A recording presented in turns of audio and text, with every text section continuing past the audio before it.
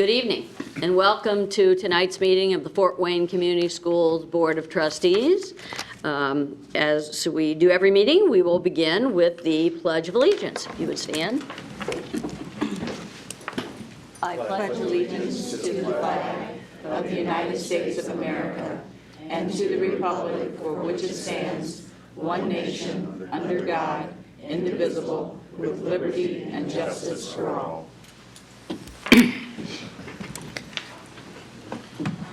And roll call of members. Good evening, Steve Corona, 5th District. Good evening, Glenna Yale, 2nd District. Tom Smith, 3rd District. Maria Norman, Member at Large. Ann Duff, Member at Large. Jordan Lebemoff, the 4th District. And I'm Julie Hollingsworth, elected from District 1, and to my far left is Janet Doherty. Welcome, your first meeting. Yes, thank you. No nerves? A little bit. Okay. And our superintendent, Dr. Wendy Robinson. Good evening. Good evening. So we begin, as we do every meeting, with awards and recognition. And it's that time of year for marching band state competition. So it's recommended that the board recognize the marching bands from Northside High School and Snyder High School for placing in the top 10 in the state competition. Students from across the state participated in the annual Scholastic Marching Band Finals on October 21st, sponsored by the Indiana State School Music Association, or ISMA, in Indianapolis. Northside placed 3rd in Class A, and Snyder placed 8th in Class A. And tonight, those bands are represented by their drum majors and directors. So if you'd please come forward as your name is read so that we may congratulate you. Now, this is a big decision. Should we do the schools separately? We probably better do that. Separate. Okay. Woo. Okay, Northside High School, 3rd place in the state. Grace Henshin, drum major. Nathan Quaintance, drum major. Tyree Banks, drum major. And Ed King, band director.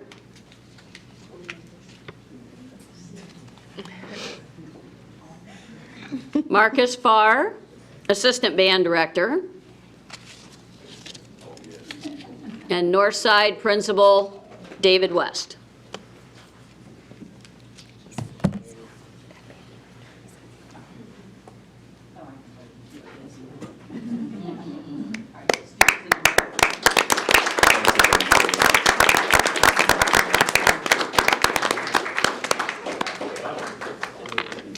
There you go. Squeeze it. Marcus was so busy. That's right.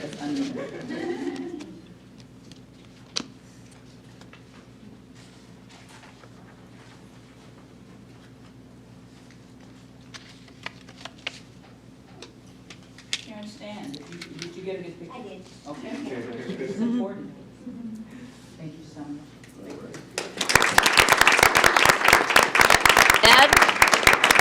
Ed, did you want to make, Ed, Mr. King, did you want to make any comments about this year's group?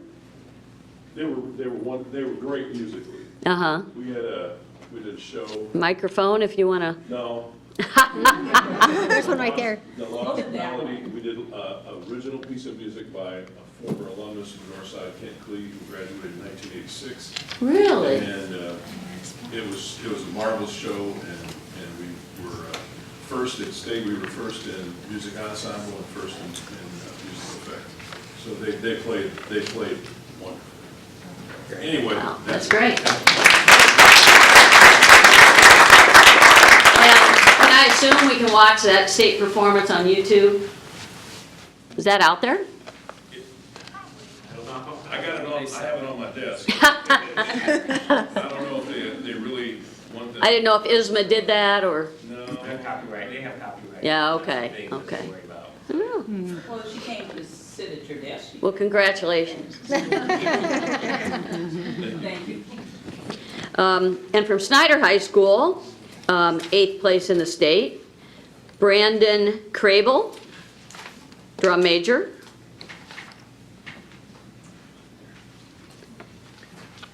Cheyenne Luffman, drum major. Emily Stetka, drum major. And Snyder Band Director Kevin Klee.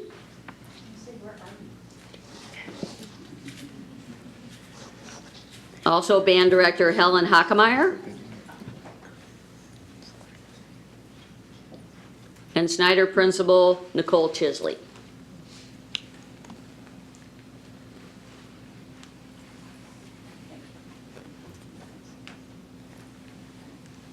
Are we even?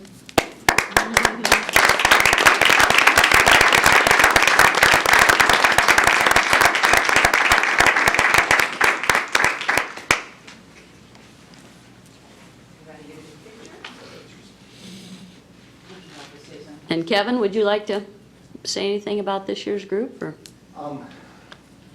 My drum majors, I think, represent how hardworking all the members of the band are. They really put in countless hours throughout the summer when it's warm outside and fall when it's not so warm outside. But we had a great year this year, and we have a super parent organization that supports us and super supportive building administration. So we really appreciate being on our plan. Thank you. Thank you. Okay, very good. Madam Chair, before Kevin and Ed leave the room, Ed, just a question for you with respect to competition at the state level. I know that you've been involved in these for several years, and I wondered what has changed, say, over the past 5 or 10 years. Is there more, where is it most challenging, in playing the music or being more precise in steps and organization? That part of it. Could you come to the microphone and just respond to that? What does it take to be a championship band, I guess, is the question. Well, these days? you have to be, I think you have to be faithful to a basics program, a visual basics program, and a musical basics program. And I think that leads to really good, solid tone production, and then they march really well. Like the way we do our basics program is every day at 4:30. Marcus was working well until about 4 o'clock, and then we'll run the drill moves and we'll run the music. And some days music has the emphasis instead of the visual part of it. And then we're working on the music constantly, so. And what you practice today is different than 10 years ago? Oh, yeah. How so? Well, maybe not 10 years ago, but for sure 45 years ago, yeah. It's a lot more involved because the activity itself is like evolved over time. The music's harder. The demand on the individual performer is a whole lot harder. When I used to write drill, and it would be like we'd make a picture and then we'd scatter drill to the next picture, and it doesn't work like that at all anymore. Technology is involved in the Oh, yeah. competition too? You talk. Yeah. From sound reproduction, the sound systems that some of the schools have on the front sideline is just amazing, that can amplify individual soloists and actually amplify the entire band. Why you would want to amplify the Northside Legends, or why you would need to, they're the loudest band in the world. But, you know, it really, technology, everything from writing drill and the kids can read it on iPads, to music arrangements that are composed on computer, and you can hear it played back even before the kids have a chance to see the music. So technology has changed the way we do things, I know. Is your season over? Is your marching band season? Oh, yeah. And so how many hours will an individual band member have participated in, beginning, I guess, from what, summer? 200 hours. You think it's that much? I've done the math. Okay. All right, there's your answer. And I'm wondering, now, I know there's been some discussion about a new high school degree that requires demonstration of above and beyond and outside the classroom. Yeah. Would those 200 hours of participation in a band count toward that diploma? That's a lot of time. Currently, I believe that is in the draft, that, what do they call it, an applied learning experience, that a year's worth of extracurricular activity counts for that. And do parents get credit for that too? Do you think they should give them some type of degree? Hard knocks. Well, we thank you and students and parents for all of your commitment toward this effort. It's a lot of work. It's a great activity, though. Yeah. I mean, there's some lessons that they learn in marching band. Absolutely. They don't learn anyplace else. Right. Absolutely don't learn them. It's just a team. It's no different than an athletic team. Please say that again. That's true. And when you look for a prospective employee, Yes. you're going to be looking for someone that can show up on time, Yep. will show up every day, will work as hard as they can, will never quit, will keep coming at you with their very best effort. And that's what marching band requires at any level. That formation won't work if you've got 3 kids missing. That's right. Yeah. And of course, research and studies have shown that students who participate in music programs and other extracurricular programs just enhances their academic performance too. So, Great. Thank you. thank you. And you won't hurt any of our feelings if you go ahead and leave.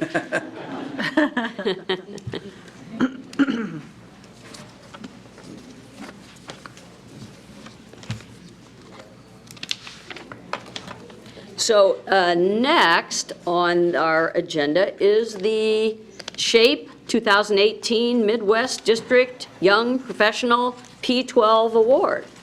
It's recommended that the board recognize Northside High School teacher Melanie Bush for being given the SHAPE 2018 Midwest District Young Professional P12 Award. The Society of Health and Physical Educators, or SHAPE, has named Melanie Bush, health teacher at Northside High School, the SHAPE 2018 Midwest District Young Professional P12. Melanie was recognized for her passion and service within the field and the impact she has on students, colleagues, and the community. So please come forward as your name is read.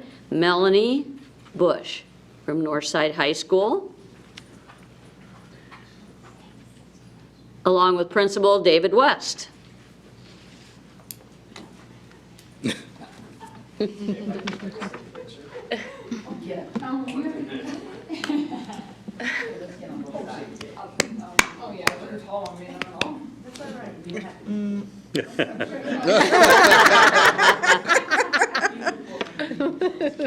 Glad I'm not standing up there. That's good. Thanks.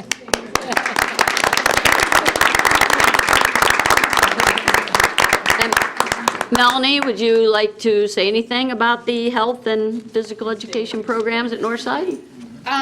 Well, we can't do anything without our principal support, so Dave's wonderful. Signs all my grants and everything that I, work so hard on. But yeah, I mean, we work really hard. It's a whole community effort. I mean, it really takes a village.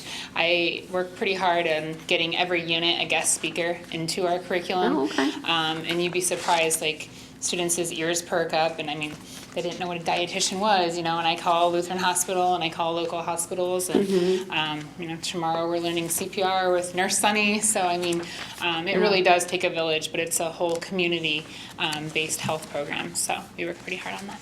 And so you teach health and physical education? Licensed in health and PE. That's what we did my first year there. Now I'm just health both semesters. So.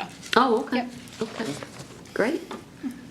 Thank you. Okay. Congratulations. Thank you. Thank you very much.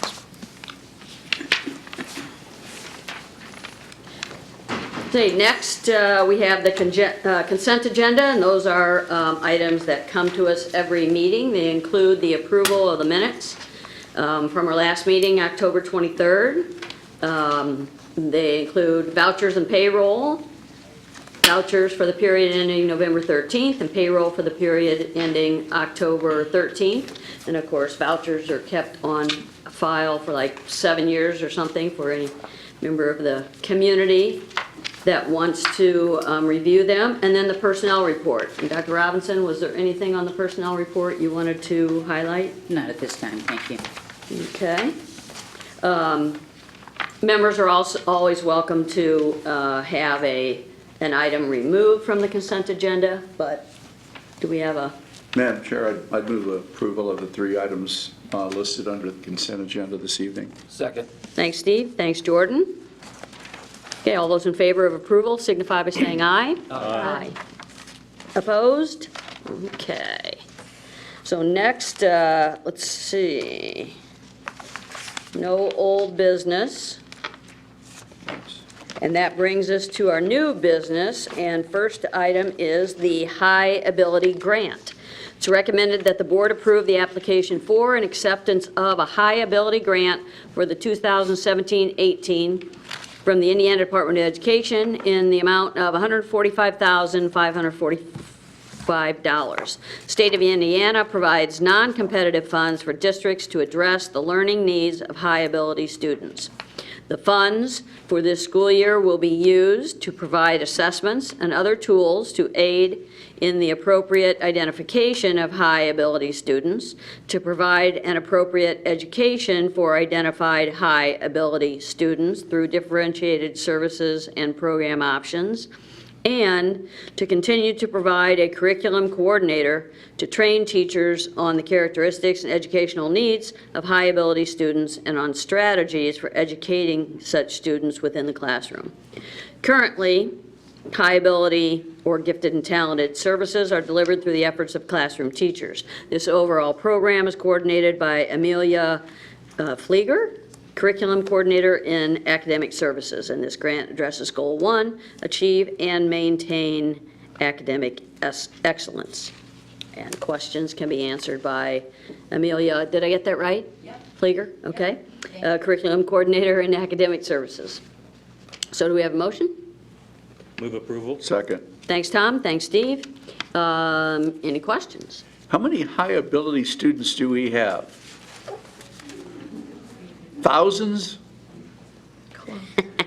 Roughly, I mean, besides Ann's kids. 20,000 or something? Ooh, probably saw a few of them tonight.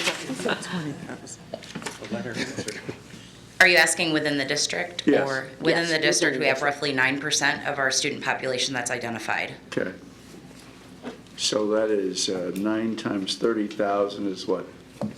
Roughly about between 2,500 and 3,000. Yeah, around 2,700. Wow.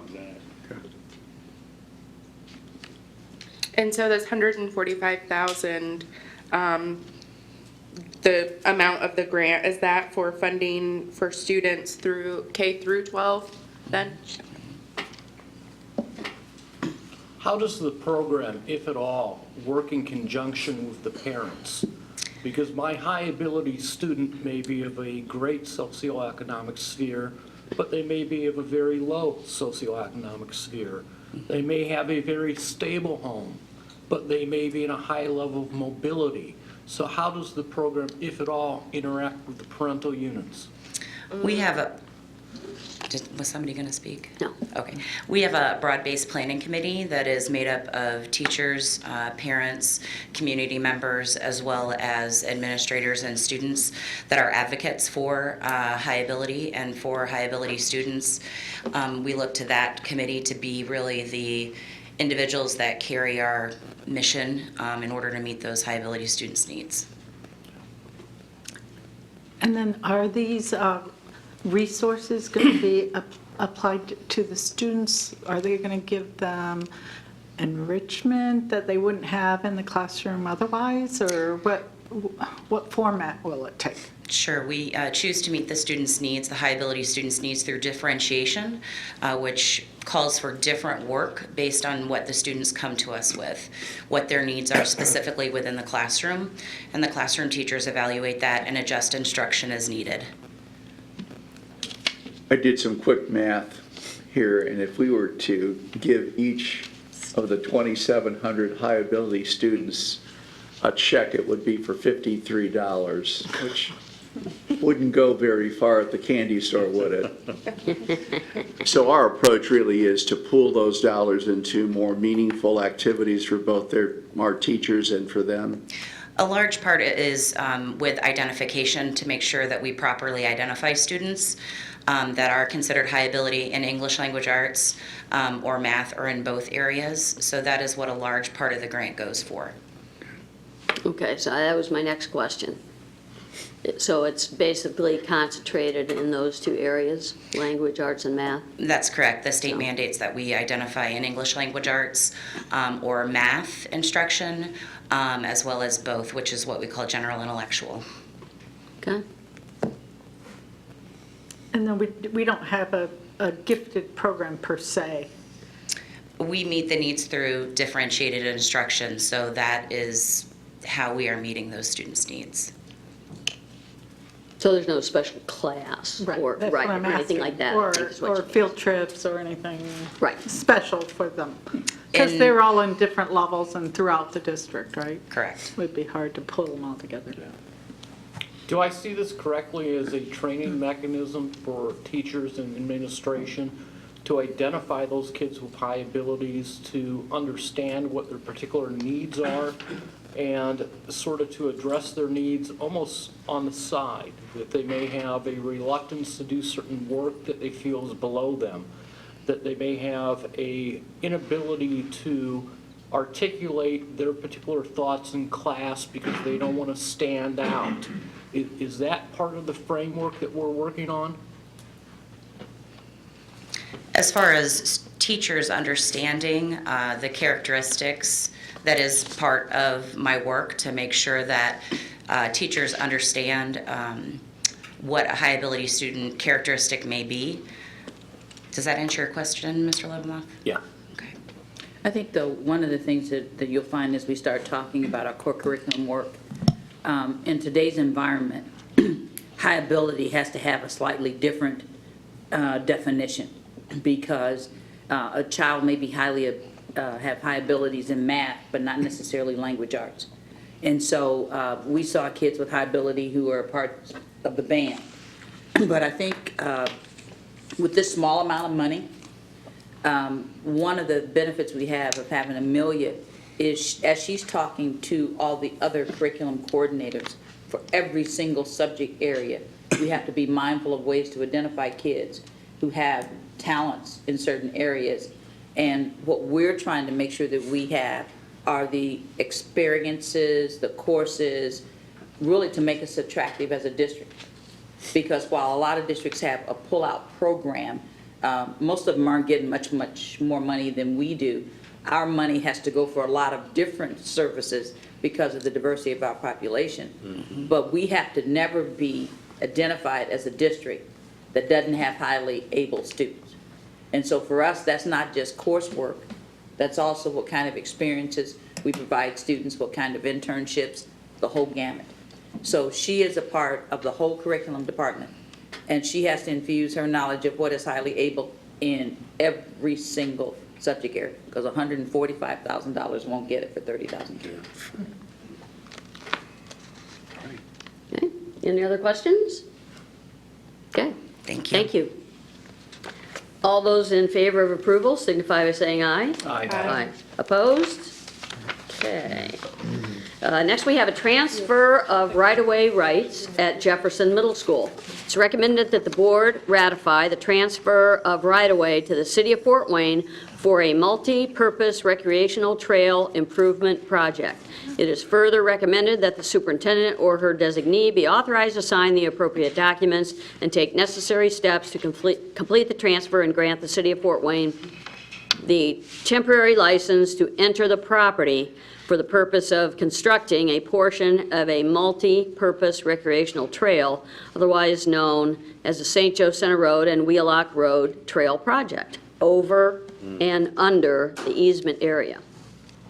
The additional, no map, 41 feet by 514 feet, or about half an acre, of right-of-way acquisition on Wheelock Road in front of Jefferson Middle School was needed for the city of Fort Wayne to construct a 10-foot wide asphalt multipurpose recreational trail.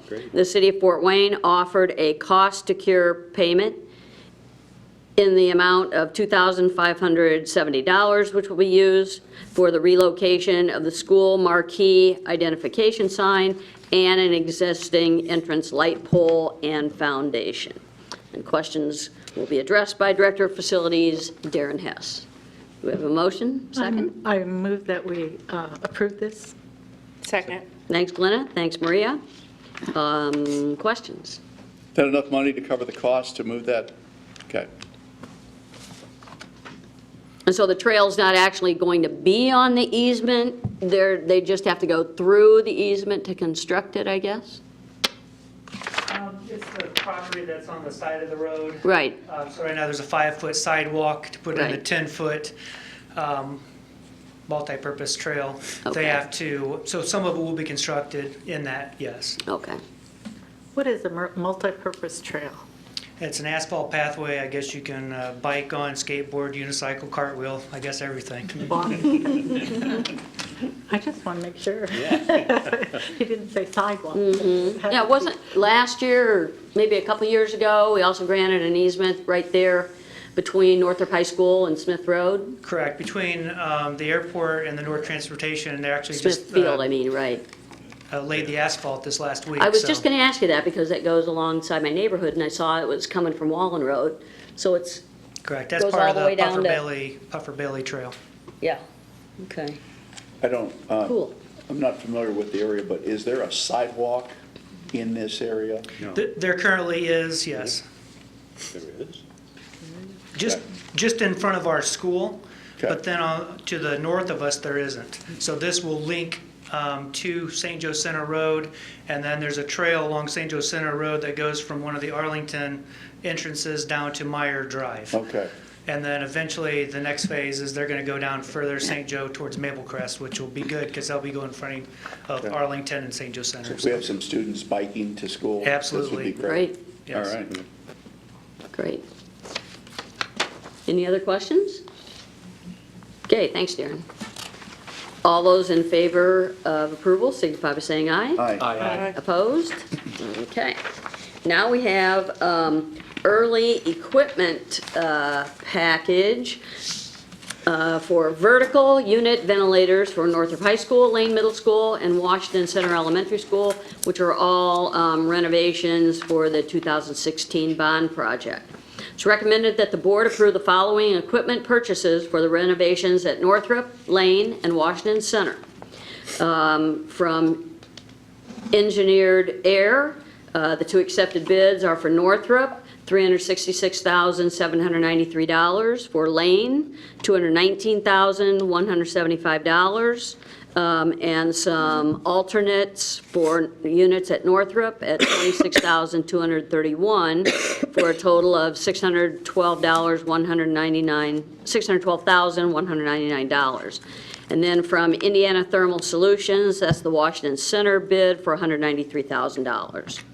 In order to have this equipment available for summer construction, the purchase of the vertical unit ventilators for the above-listed projects are recommended prior to the bidding for the actual construction. These projects were designed by mechanical engineers from Primary Engineering, Design Collaborative, MSKTD, and are funded from the School Building Basic Renewal Restoration and Safety Project, or the bond project as approved by the voters in 2016.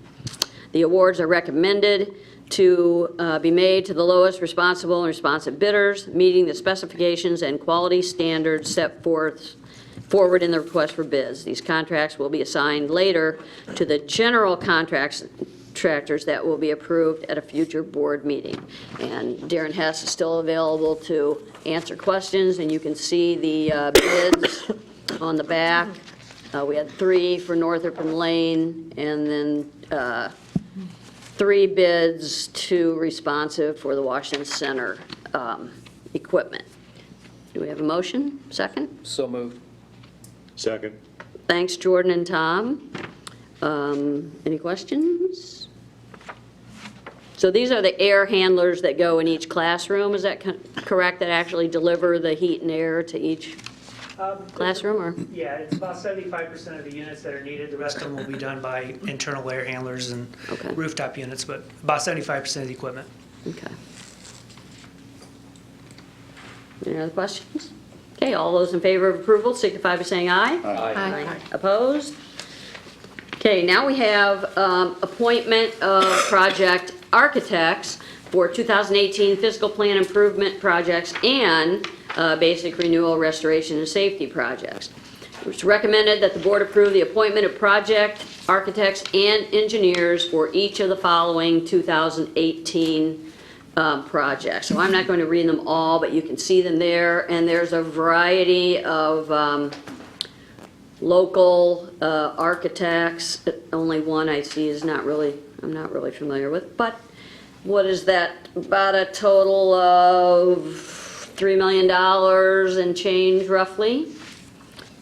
So Indiana law requires that any projects over $100,000 make use of a registered architect or a professional engineer for developing plans and specifications. Project architects, engineers need to be appointed now to allow sufficient time for planning and bidding of the projects to ensure completion during the 2018 summer. So, and Darren's here to answer questions. Do we have a motion? Second? I move approval. Second. Thanks, Tom. Thanks, Steve. Any questions? So I think I've seen, most of these are local, right? What's, Kelty, Tappy, and Primary, Martin Riley, MSKTD, Viridian. I mean, we've seen all these before in Primary. How about Elevatus? Yeah, Elevatus is Elevatus. local. They used to be Okay. known as Schenkel Schultz. Oh, Oh, they changed names. they elevated themselves. But yes, all of them are local. Okay, great. Any other questions? Okay, all those in favor of approval signify by saying aye. Aye. Aye, opposed? Okay, and that brings us to the best and last item on the agenda for new business, and that is, it's recommended that the board ratify a 2-year collective bargaining agreement from July 1, 2017 through June 30, 2019 with the Fort Wayne Education Association representing our classroom teachers. This agreement has already been ratified by the membership of FWEA. Bargaining teams from Fort Wayne Community Schools and FWEA met on numerous occasions and reached agreement on a 2-year contract. The most significant details are new teacher pay range will be from $39,100 to $68,050 depending on education level, and there is both a bachelor's and a master's schedule. This school year is the transition year where teachers will be placed on a row whose salary is greater than their current salary. If the increase to the row is less than $1,000, that teacher will receive the difference between the row increase and the $1,000 minimum as a stipend. For the next year, 18-19, eligible teachers will advance 1 row higher than their 17-18 salary. And so these are basically what used to be called step increases, but rather than being based on years of experience, you advance to the next level or row depending on your evaluation. Index positions have been evaluated and adjusted. There will be a pilot program including a mentor teacher and new teacher coaching positions, as well as compensation for dual credit certification that may be reopened for bargaining during the next couple years. And there was some revision of contract language to reflect current procedures. And do we have a motion and a second to accept? So moved. Second. Thanks, Steve. Thanks, Jordan. Questions? Comments? Well, I know for myself, I have been talking about step increases, what used, we old timers still call them step increases. And a lot of things always depend on timing. And the TIF grant, which we have relied on for stipends, has gone away. So I know I'm very happy to see an actual salary advancement schedule for teachers. I'm all, like I said before, I think it's almost more of a, when step increases were removed, we had legislators who derided step increases as a meritless pay increase. And I'm not going to comment any further on that, but I saw it as mostly a budgeting tool. But I think one of the best things about the contract, and we've talked about this before, is that now for teachers who do get a master's with the separate master schedule, there is a significant, I looked at it, I think the bachelor stops at 20 rows, but the master's goes, 8 beyond that? And 7 or 8, and I think collectively that's about a $33,000 increase over those last 8 years if you have a master's. And that's a, seeing that now you either need a master's to teach dual credit or have to have 18 hours in your content area to teach dual credit, we now have that incentive for teachers to get that additional training, which is better for them, it's better for our students. Steve, you talked a lot about that earlier, that, that's another plus for our district, the more dual credit and classes that we can have. Any other comments? Okay, all those in favor of approval signify by saying aye. Aye. Opposed? Okay, that brings us to